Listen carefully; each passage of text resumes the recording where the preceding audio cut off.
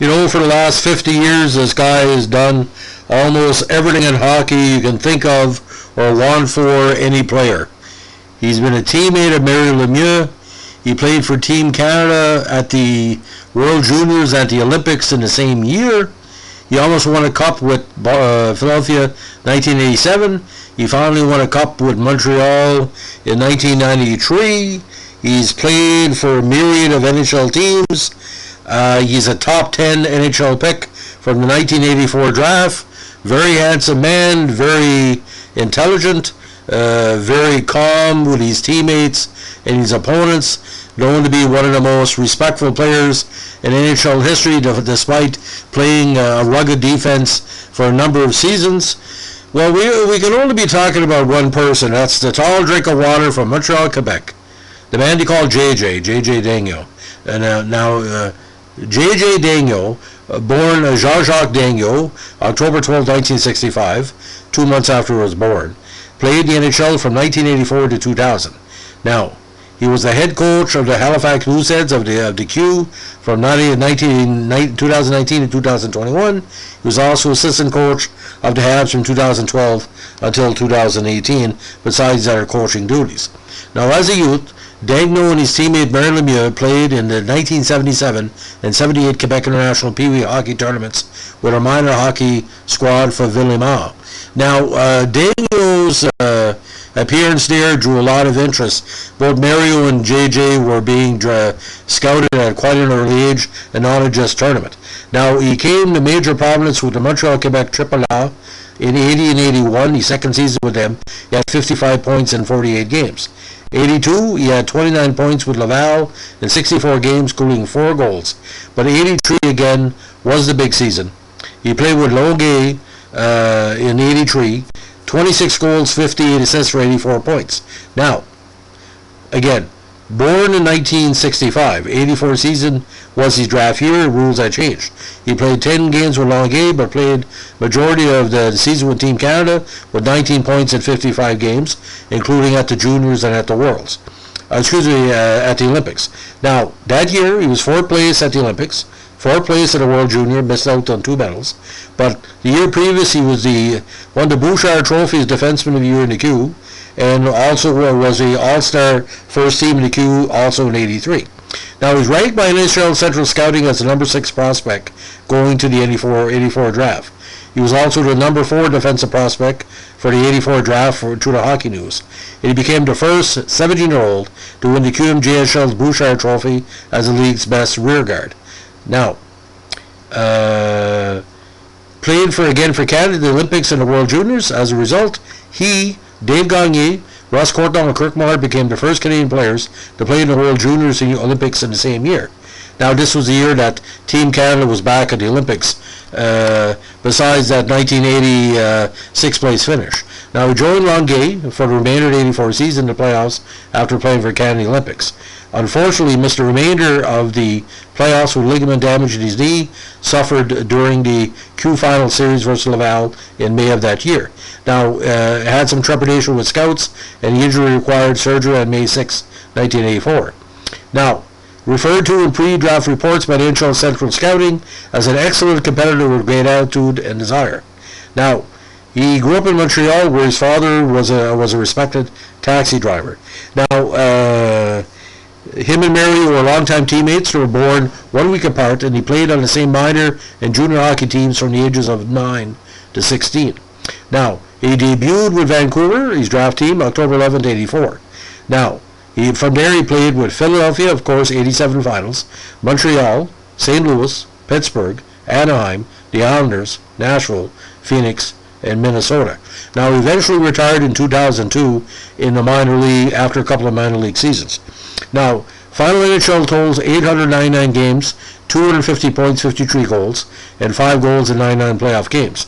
Now, he lost again in the finals to Philadelphia, but scored an impressive overtime goal in Game 6. His only point of the playoffs up to that point, and that's ranked the top 10 Flyer game of all time, against, of course, the Gretzky Oilers.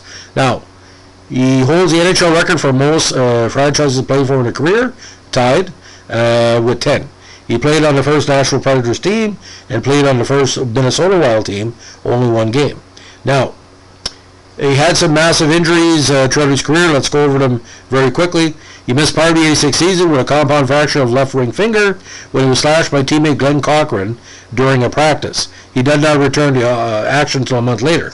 He missed part of the 87 playoffs with a sprained left ankle, where he suffered against the Rangers in the opening series. Did not return until Game 3 against the finals against Edmonton. Again, the game-winning goal, 5:32 remaining in Game 6 in the Stanley Cup final game against Edmonton, forcing a 7 game. Now, he had a bad bruised shoulder in 91, and he also had a bad left hip in 91 as well during Montreal's March 14 game in Boston. Did not return until 2 weeks later. Now, he missed part of the 91 playoffs with a bruised knee, suffered in Game 3 of Montreal's first-round series at Buffalo. He did not return until Game 6 against Boston in the second round.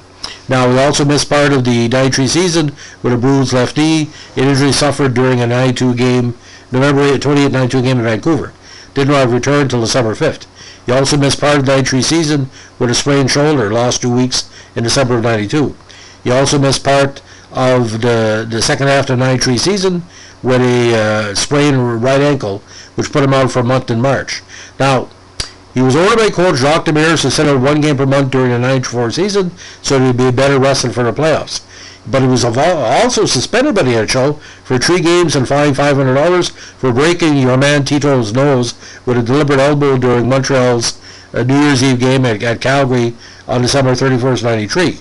He was automatically suspended pending review by the NHL. On January 7th, the NHL announced that Daigneault would sit out 1 more game to give him a total 3-game suspension. Daigneault said the elbow was accidental, but the league's review videotape showed otherwise. He did not return until January 10th. Now, when he did return, he got a sprained left wrist against Winnipeg, did not return until 2 weeks later. Now, he also missed part of 94 with a sore back, and missed part of 95 with a shoulder injury. Missed part of 99 season with cold-like symptoms in February 95. He also missed part of the second half of 95 with a bruised ankle. Missed part of the 97 season with back spasms, and those recurred in the second half of the season. He was out for a while. Now, he set an Anaheim record for consecutive games with at least 1 point by defenseman, 7 from March 21st of 97, during the 97 season. Again, injuries again, 98 season, separated right shoulder, March 12th. Did not return until 2 weeks later. Missed remainder 98 season with the aggravation of it, and happened against Tampa Bay April 16th. When he was left unprotected in 98 NHL's expansion draft, Nashville took him. Sprained shoulder, though, in Phoenix February 16, 99 game against the Flyers, did not return until a week later. He also missed part of the 89-90 season with a bruised hip, out for 2 weeks. Missed part of the 2000 season with a strained groin, happened during the October 26 game. He also missed another part of the season with a re-aggravation of the groin, suffered again October 31st, put him out for 2 weeks. Injured again, out in November 99 with a lower back. And then sprained ankle in March, out for 2 weeks. Now, he eventually signed with Minnesota as a Group 3 unrestricted free agent on July 24, 2000. And he also failed to make Minnesota's roster out of training camp in September 2000 and spent all but 1 game of 2001 in the minor leagues. Now, he played in that game on January 12, 2001, enabled Daigneault to tie the NHL record for the most total teams in a career. Now, the big suspension, of course, where the NHL suspended Daigneault for 10 games and fined him $10,000 during the 1997 season, $1,000, for slashing referee Don Kowarski with 5:32 remaining in Anaheim's February 23rd, 97 game versus Vancouver. I wonder if Jim Schoenfeld put him up to it. Daigneault received a sportsmanlike conduct game misconduct for the incident, prompting an automatic 10-game suspension under NHL rules protecting league officials from any form of abuse. The NHL announced Daigneault's suspension on February 24th, 97, which was only 3 days after he had arrived at Anaheim as part of a trade with Pittsburgh. A review of the videotape showed that Daigneault had collided with Kowarski and likely slashed him as a natural reaction, assuming he was a Vancouver player. The league ruled, however, that the nature of the contact, even if unintentional, merited the 10-game suspension. Now, had the league determined that slash was deliberate, and Daigneault had been trying to hurt Kowarski, he would have been given a 20-game suspension under NHL rules. As a result of the suspension, Daigneault did not return to Animal's lineup until March 21st, 1998 at Colorado. Now, he also played in Hershey, Sherbrooke, Worcester, Cleveland, and Bien at the end of his career. Now, he played 10 games for Hershey that went to win the AHL regular season and playoff title in 88, but was not with the team for the playoffs. He also played in the AHL regular season champions in Sherbrooke in 89 and 90. Now, very involved in charity, he hosted a charity golf tournament in Montreal in 1984. Now, he was eventually sent to the minors for first time in his career in a controversial move on December 27, 87, when the Flyers assigned him to Hershey for a 2-week conditioning stint. Now, he also worked in RCP's drug abuse program in Montreal in off-seasons of his early playing days. Now, he's also the member of the Montreal team that joined Minnesota for a 1990 NHL friendship tour in Soviet Union. Now, worked at Arizona and Southern Carolina hockey schools after retirement. Also an active member of the Montreal Canadiens alumni team, especially in 2003, where he played the Heritage Clash outdoor game in Edmonton. Now, he's also an avid guitar player. Now, one of 7 children. Now, the big trade, of course, with Vancouver, he traded Daigneault, a second-round pick, Kent Hawley, and a 1987 fifth-round pick, later traded, to Philadelphia in exchange for Dave Richter, Rich Sutter, and a return to Vancouver's 1986 third-round pick, which was Don Gibson. Now, his 10th overall selection led to 10 teams. Mike Sullinger has stretched and broken the record since then. Sorry about the little correction. I think Sullinger was more than 10 teams. And he's also tied for second in the category, along with Michel Petit and Jim Dowd. Now, Sullinger, sorry about that, to make a little mistake. I was counting wrong. He played, just to be sure what's going on, Detroit, Anaheim, Vancouver 3, Flyers 4, Tampa Bay 5, Florida, Ottawa, Columbus, Phoenix, St. Louis, Nashville, and New York. My apologies. I should have double counted, but I never counted he was also traded 9 times during his career. So him and Sullinger either were well liked or well in the hand. Anyway, so just to recount for Jean-Jacques: Vancouver, Flyers, Canadiens, Blues, Penguins, Anaheim, New York, Nashville, Phoenix, Minnesota, of course the 2 Team Canadas. Now, the consider probably one of the most, what do you call, gentlemanly defenseman of his era. In 899 games, he only had 687 minutes and penalties, 53 goals, 197 assists, 250 points. A little bit better in the playoffs. He was decent in the playoffs, especially 1993, where he had that big 4 points in 20 games for Montreal. And that, of course, was his best offensive season with 8 goals in that campaign.